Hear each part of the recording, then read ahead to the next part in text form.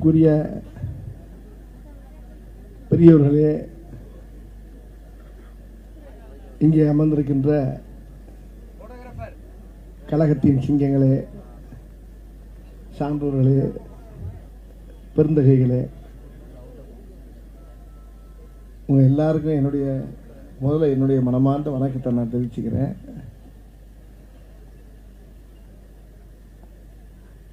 அண்ணன் தனசேகரன் அவருக்கு நன்றி சொல்லிக்கிறதுனால எனக்கு அவர் ரொம்ப ஒரு நெருங்கிய அண்ணன். அவர் அதாவது இந்த இடத்துல ஒரு முக்கியமான விஷயத்தை நான் முதல்ல சொல்லிக்கிறேன். நான் முதல்ல தமிழக முதலமைச்சர் ஐயா ஸ்டாலின் அவர்களுக்கு முதல்ல எல்லாருமா சேர்ந்து முதல்ல ஒரு பெரிய வணக்கத்தை நம்ம சொல்லணும். ஏன்னா எந்த கவர்மெண்ட் வந்தாலும் சரிங்க, சுகாதாரத்துறைக்குன்னு இப்படி ஒரு அமைச்சர் இனிமேல் கிடைக்கவே மாட்டாங்க.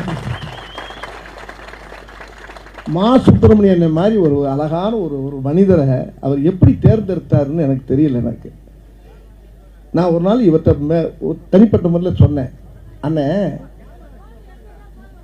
இந்த பதவியை வச்சு நீங்களே உங்களை வச்சு தான் அந்த பதவிக்கே பெருமையாக இருக்கணே அப்படின்னு. காரணம் என்ன, மருத்துவ சுகாதாரத்துறைக்கு அமைச்சர். ஆனால் மருத்துவத்துக்கு மட்டும் ஒரு அமைச்சர் கிடையாதுங்க, இயற்கை சூழலுக்கெல்லாம் மொத்தமாக அமைச்சராக இருக்காருங்க அவர்.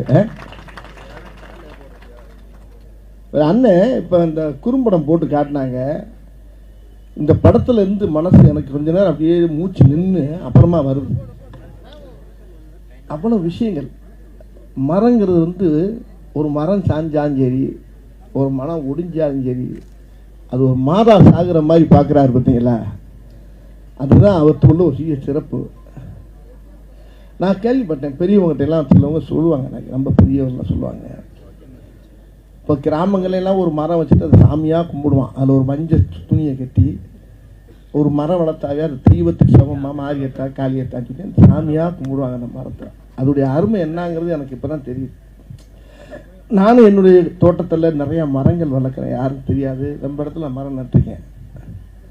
ஆனால் இன்னைக்கு அண்ணன் எனக்கு இந்த வாய்ப்பை கொடுத்ததுக்கு முதல்ல அவருக்கு கோடான கோடிய நன்றி நான் தெரிவிச்சுக்கிறேன்.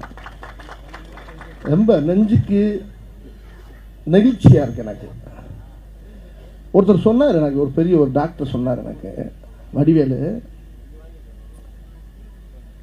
மனிதனுடைய உடம்புல என்னோட நிறையா சொல்லிட்டாங்க அவர் அண்ணன் பெரியவங்களாம் சொன்னாங்க. அதை விட மா சுப்பிரமணியன் பெரிய பாடமே நடத்திட்டார். அவர் மேடை பேச்சு பேசல, அவர் ஒரு வாத்தியார் மாதிரி ஒரு பாடமே நடத்தினார் பாருங்க. அதை கேட்டுக்கிட்டே இருக்கலாம் போல எனக்கு ஆசையாக இருந்துச்சு. ஒரு இடத்துல கூட நெடி இல்லாமல் அவர் பேசின அந்த அழகான ஒவ்வொரு விஷயங்களும் உலகம் பூரா நம்ம பரப்பணும். அதை நம்ம தமிழ்நாடு பூரா பரப்புனா போதும். அதாவது ஒரு டாக்டர் சொன்னார் என்கிட்ட, உடம்புல இருக்க நுரையீரல் பார்த்தீங்களா, அது சுவாசத்தை நம்மளுக்கு வாங்கிட்டு, சுவாச காற்றை நம்மளுக்கு வாங்கி தரக்கூடியது ஒரு நுரையீரல். அதே மாதிரி இந்த பூமி பந்துக்கு சுவாசத்தை வாங்கி தரது மரம் தானா. இந்த மரத்தை வெட்டுறது ஒன்று, தன்னுடைய நுரையீரலை தன் கையால் வெட்டுறது ஒன்று அப்படின்னு கேட்டேன். நான் படிப்பறிவு இல்லை, எனக்கு அனுபவப்பிடிப்பு தான் நிறையா இருக்குது. நிறைய கிளவியை கதை கேட்பேன், தாத்தா பாட்டிகிட்டெல்லாம் உட்காந்து கதை கற்றுட்டு அது நிறைய வாங்கிக்கிடுவேன். ஒரு பழைய நடிகராக இருந்தாலும் அவங்க தான் சொல்லுவாங்க. இப்படி பூரா சொல் புத்தி, எனக்கு சுய புத்தி கிடையாது. பெரியவங்ககிட்ட எல்லாம் நிறையா பேசி நிறைய விஷயங்கள் நான் தெரிஞ்சுக்கிறேன். அப்படி சொல்லும்போது இந்த மரத்துக்கு எவ்வளோ மரியாதை இருக்குங்கிறத அவர் சொல்லும்போது அப்படியே நான் ரொம்ப நெகிழ்ந்துட்டேன். இப்போ கூட வரும்போது நான் ஒரு விஷயம் சொன்னாங்க, இந்த ரோடுகளில் வர்றப்ப இவ்வளவு கெட்ட காற்று, காரில் ஒரு தொழிற்சாலையாக இருக்கட்டும், ஒரு லாரியாக இருக்கட்டும், மற்ற எல்லா காற்று ஆட்டோலேருந்து எல்லாம் இந்த கெட்ட காற்று வருது. அந்த காற்றை பூரா அந்த மரம் தான் வாங்கிக்கிறாங்க. வாங்கிக்கிட்டு அது நல்ல காற்றை நம்மளுக்கு கொடுக்குது. இது யார் உணர்ந்தா? இப்போ இவர் அண்ணன் மாதிரி நிறைய பேர் இதெல்லாம் புரிஞ்சுக்கிட்டு நம்ம நிறைய விஷயங்களை மக்களுக்கு தெரியப்படுத்தணும். உண்மையிலே இந்த சைதாப்பேட்டை மக்கள் ரொம்ப புண்ணியம் பண்ணுவாங்க எல்லாரும். இது மாதிரி ஒவ்வொரு ஏரியாவுக்கும் ஒவ்வொரு ஊருக்கும் ஒரு 2 பேரை தள்ளி விட்டீங்கன்னா, நாங்கள் வாடி அங்கிருந்து சொல்கிற வேலையை கேட்டு நாங்களும் மரத்தை நட்டுக்கிட்டு இருப்போம். மரத்தை எங்கே நட விடுறாங்க அவங்க, அந்த பக்கத்து வீட்டிலேருந்து ஒரு மரம் இங்கே நீட்டிக்கிட்டாவே என்ன ஓ மரம் இங்கே வந்து நீட்டிக்கிட்டு இருக்கு அப்படிங்கிறான். என்ன செய்யுங்கிற என்ன செய்யுது மரம் நம்ம பக்கத்து வந்து நம்மளுக்கு நீட்டிக்கிட்டா அந்த நிழல் நம்ம வீட்டில் விழுதுன்னு அவன் நினைக்கவே மாட்டேங்கிறான். மரத்தை வெட்டியா இல்லை ஒன்றே வெட்ட வாங்குறான். 2 நிமிஷம் 2 நாளைக்கு சண்டை போடுறாங்க, 3ஆம் நாள் இவங்க வெட்டிக்கிறாங்க, மரம் அப்படியே இருக்கு. குலகேசாயி எப்படியா இருப்போது, இவனும் ஜெயிலில் இருக்கான் அவனும் ஜெயிலில் இருக்கான். ஆக அந்த மரத்தை நேசிக்க மாட்டேங்கிறான். அந்த மரத்தை வந்து மரத்தை வச்சு பூரா ஒரே 7.5 8.5 ஒரே கேஸு. அப்புறம் இன்னொன்று சொல்கிறான், மரத்தை வெட்டியாச்சு.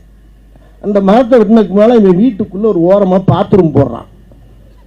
நீட்டிக்கு இந்த மரத்தை வெட்டிட்டான், பாத்ரூம் போடுறான். ஓ வேறு உள்ள வருது அப்படின்னா அவன் ஐயோ மொத்தத்துக்கு நம்ம வீடே இடிக்க வச்சுடான் போட்டிருக்கேன். அவனை படாத பாடுபடுத்தான். இந்த மாதிரிலாம் மண்டக்காரங்கெல்லாம் நிறையா இருக்காங்க நாட்டில். அவங்க படுத்துகிற பாடலாம் நீங்கள் பார்க்கல. நீ ரூல்ஸ் பேசுவான், சட்டமே அவனுக்கு தெரியாது, சட்டமும் தெரியாது விட்டமும் தெரியாது. ஆனால் அவன் பேசுகிற பேச்சை பார்த்தீங்கன்னா மரம் என்ன வயிற்றுக்கு இங்கே வந்து நீட்டிக்கிட்டு இருக்குது. மரம்டா. அந்த மரத்தை பற்றி அவர் சொன்னார் பாருங்களேன், மரத்தை அவனை கேவலமாக பேசுவான். அதே நேரத்தில் பார்த்தீங்கன்னா இன்னொரு பாருங்க, அவன் நீட்டிக்கிட்டு இருக்க மரத்தை வந்து மாமரமாக இருக்கட்டும் கொய்யா மரமாக பேசாமல் இருக்கான்.